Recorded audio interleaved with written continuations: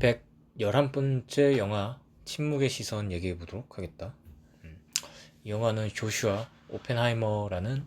감독이 연출을 했고 1965년에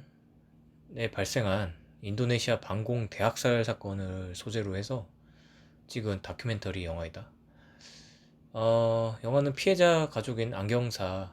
아디가 그 학살범들을 찾아 그들의 인터뷰를 하는 형식이라고 할 수 있다. 어, 뭐 일단 인도네시아 대학살 사건을 잘 모를 테니 한번 간략하게 설명을 해보자면 어, 인도네시아 그 반공 대학살 사건은 1965년 9월 30일에 인도네시아 군 장교 6명이 살해되는 사건으로 발생이 된다. 이를 공산당의 음모로 몰아가게 되고 당시 군 장성 수하르토라는 이 군 장성 후에 나중에 이제 대통령이 되는 이 수하르토라는 사람이 이 사건을 빌미로 해서 인도네시아 공산당과 그 지지자들을 국가의 적으로 규정하게 된다. 그래서 1965년 말부터 1966년까지 전국적으로 약 50만 명에서 100만 명이 살해되는 끔찍한 비극이 이제 벌어지게 되고 이 숫자는 추정치라고 한다. 영화에서는 100만 명이라고 하는데 뭐 어쨌거나 그것을 정확히 카운팅할 수는 없으니까 대략 50만 명에서 100만 명이라고 추정할 수 할 것 같다. 아무튼 희생자들은 공산당원뿐만 아니라 그 지역의 교사, 뭐 지식인, 민족 종교적 소수자, 그리고 단순하게 이 공산당과 연루되었다는 의심을 받는 사람들까지 포함해서 싸그리 다 학살했다고 한다. 군부가 직접적으로 개입한 게 아니라 군부는 지시만 내리고 그 어떤 지역의 민병대나 어떤 지역 깡패 집단들에 의해서 이제 살해가 당했고 죽음은 굉장히 잔혹하고 공개적인 방식으로 이루어졌다고 한다. 냉전 시기였기 때문에 뭐 미국, 영국, 호주 같은 서방 국가들은 인도네시아 군부를 비공식적으로 지지했다고 하고 영화에서는 어떤 한 인물은 자기는 이제 미국의 칭찬을 받고 뭐 이제 크루즈나 뭐 해외여행 같은 것을 보내줄 줄 알았다라고 말하는 사람도 있다. 그 정도로 아무래도 이제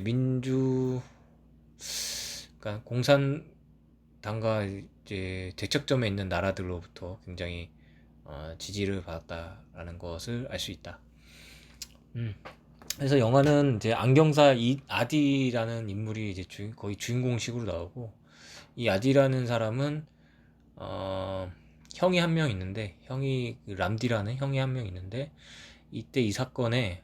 굉장히 끔찍하게 학살을 당한 사람이다. 그래서 피해자 가족인 아디가 그때 그 학살 주범자들을 찾아 지금은 그러니까 그 당시 이 영화를 찍을 때는 노인이기 때문에 그 노인들을 찾아가서 그때 심정이 어땠냐, 뭐 후회하고 있냐, 뭐 사과할 마음이 있냐, 뭐 등등의 인터뷰를 진행한다. 영화에서는 그 람디를 죽인 인물도 나오는데 어떻게 죽였는지 굉장히 세세하게 마치 자랑하듯이 설명을 하면서 무려 책까지 출간한 사람으로 이제 영화에서는 나오고 있다. 그래서 영화는 이 가해자들의 인터뷰가 과연 어떤 내용일지 좀 궁금하게 만드는 영화이고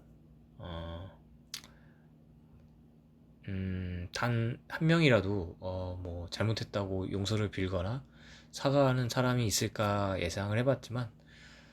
영화를 다 보고 나서도 단 한 명도 용서를 구하거나 잘못을 시인하는 사람이 없다는 게 굉장히 충격적인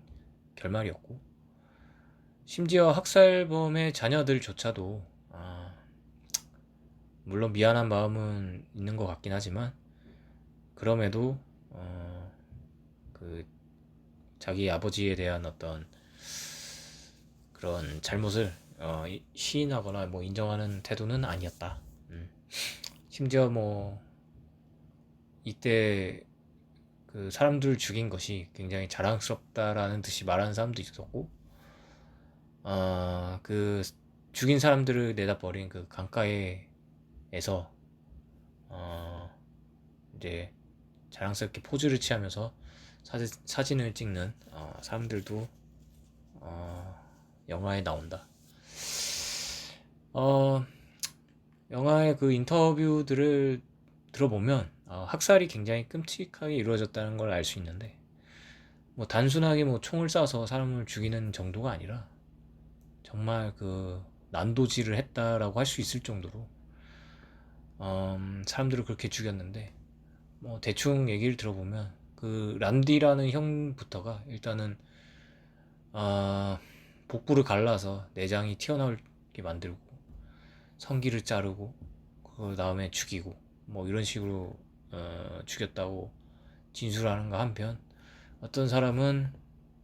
여성의 가슴을 도려낸 후에 목을 베어서 죽였다고 하는데, 그래서 이 여성의 가슴을 왜 잘랐냐, 그냥 죽이면 될 건데 라고 물어보니까 뭐 이유가 없다는 듯이 얘기하는 사람도 있었고, 심지어 이 너무 많은 사람들을 죽이다 보니까 내가 미치지 않으려면 죽인 사람들의 피를 마셔야 된다 라고 해서 죽은 사람들의 피를 마셨다는 등의 진술을 하는 사람도 있었고, 하여튼 뭐 굉장히 해괴하고 잔혹한 그 살인의 어떤 진술들을 영화에서는 보여주고 있는데, 이 사람들이 과연 정상인일까 할 정도로 그런 의심이 들 정도로 조금 쇼킹한 인터뷰라고 할 수 있을 것 같다. 그래서 영화의 그 제목 침묵의 시선은 두 가지의 시선이 있는데, 첫 번째는 이제 사건, 그러니까 대학살이 일어나고 3, 40년이 지난 후에 또 여전히 이 피해자 가족은 보복을 당할까봐 침묵하는 한편에, 가해자들은 이 책임과 어떤 책임을 부정하거나 회피하려는 듯한 침묵을 일관되게 한다는 점이, 같은 침묵이지만 전혀 다른 방향의 침묵을 피해자와 가해자가 선택을 했다 라고 좀 할 수 있을 것 같다.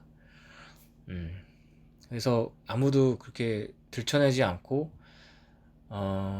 피해자와 가해자가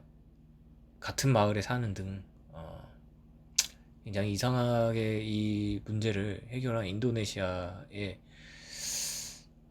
정말 뭐 나라의 비극이라면 비극일 수 있는 이 사건을 이 영화는 다시 끄집어내서 들춰서 좀 보여주고 있다. 영화를 보는 내내 처음에는 좀 심드렁하게 보다가 보면 볼수록 점점 먹먹한 마음이 드는 건 좀 어쩔 수 없는 것 같고, 뭐 우리나라의 어떤 뭐 현대사나 뭐 아니면 각 나라마다 어떤 참혹한 비극들은 뭐 한두 개쯤은 존재하지만, 그것을 우리는 이제 뭐 단순하게 뭐 역사책이나 아니면 뭐 공부할 때 그렇게 뭐 간접적으로 듣는 것이었기 때문에, 뭐 그렇게 이런 것들이 참담하다 뭐 잔혹하다 뭐 잔인하다라는 느낌까지는 받지 않았겠지만, 실제로 정말 실제로 피골만 남은 피해자의 어떤 생존자들, 그리고 반면에 떵떵거리며 사는 실제 학살 가해자들의 어떤 리얼한 모습을 보면서 이런 뭐랄까 정말 이런 일이 있었구나라는 것을 뭔가 좀 감각적으로 좀 느낄 수 있는 어떤 영화라고 좀 할 수 있을 것 같고, 어, 영화를 뭐 거의 끝날 때쯤에는 좀 뭔가 약간의 혼란스러움은 사실 혼란에 좀 빠지기도 했다. 정말 인간이 저럴 수가 있다고? 랄 정도로